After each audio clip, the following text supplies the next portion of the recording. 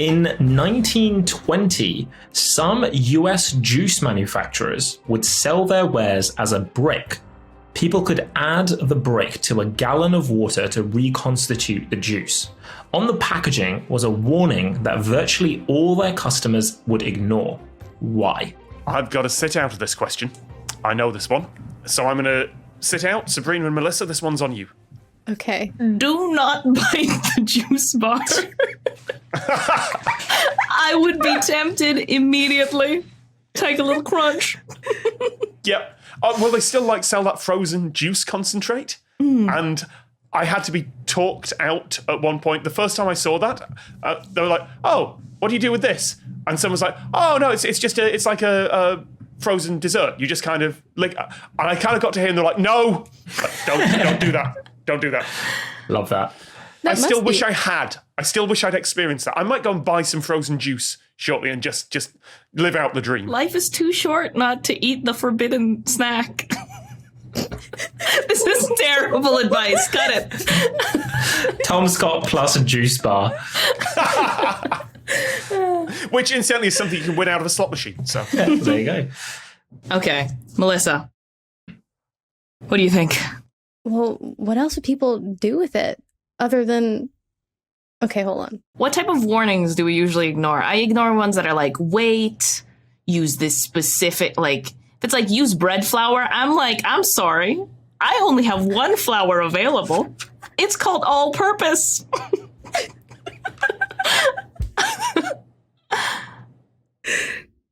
Sorry, this is an entire distraction, but I've wondered this question for a while. What the hell is all-purpose flour? The British definitions are like plain and self-raising, which is just we've added baking powder to it. I don't know what... Is all-purpose flour just like plain flour? I believe it's just plain flour. Okay. I had... We have an episode that we ended up scrapping. It's going to be a Patreon exclusive where we make bread, and I had this exact problem because we did this episode in Canada, and none of the names of flour made any sense. No. It's terrible. I was at a disadvantage. Desperation and pain. I'm sorry. Back on it. Okay, so there was a warning that was ignored. What follow-up questions might we have? Well, Sabrina, using this logic, you ignore the directions because why? You just want to be rebellious? Because I'm an impatient monster. I want my juice now. I don't even like juice. I'm not going to lie. I'm one of those weirdos.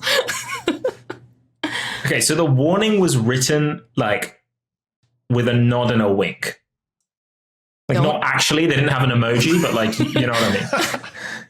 Don't drink this. This is not safe for human consumption. Oh, don't mix it with alcohol. Close. Prohibition. Oh. It was during the Prohibition. You're so close. I'm like tempted to give it to you, but like... Okay, Melissa, we're so close. Let's get there. What? So it was grape juice, if that helps. Oh, this whole time I thought it was orange juice. I was thinking orange juice as well. This changes everything. Glad to know we shared that thought. Okay. Okay, so it was grape juice. Don't ferment it? I don't know. Yes. Basically, the warning was telling customers how not to turn their grape juice into wine.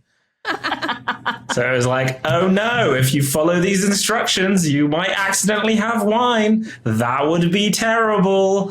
So in the Prohibition era, vineyards turned their produce into bricks of grape juice, which were entirely legal to sell. Two such warnings included, warning, after dissolving the brick in a gallon of water, do not place the liquid in a jug in the cupboard for 20 days, because then it would turn into wine, which is hilarious. Well, the other warning that they would put on it was to prevent fermentation, add 0.1% of benzoate of soda. So in case you actually wanted juice, is what I'm hearing. Yeah. You could just eat it. There's one guy who just really likes grape juice and is just confused. What? Oh, I don't want to do that. I'm so drunk right now. What is happening? I love that first warning. It is so blatant. Like, I thought it might be something like a little bit more cloaked, but it was genuinely like, oh no, it would be terrible if you did this. I think it's just, it was the use of the word jug that did it for me, where I was like, is this a real warning? For me, it was that Taha said that he knew the answer. So then I was like, must be about oranges. That's actually true. My favorite, I love orange juice. I consume about 1 liter a day. I have a bag of clementines a day. I love oranges. Have you tried putting it in a jug under the cupboard for 20 days? I was told not to do that.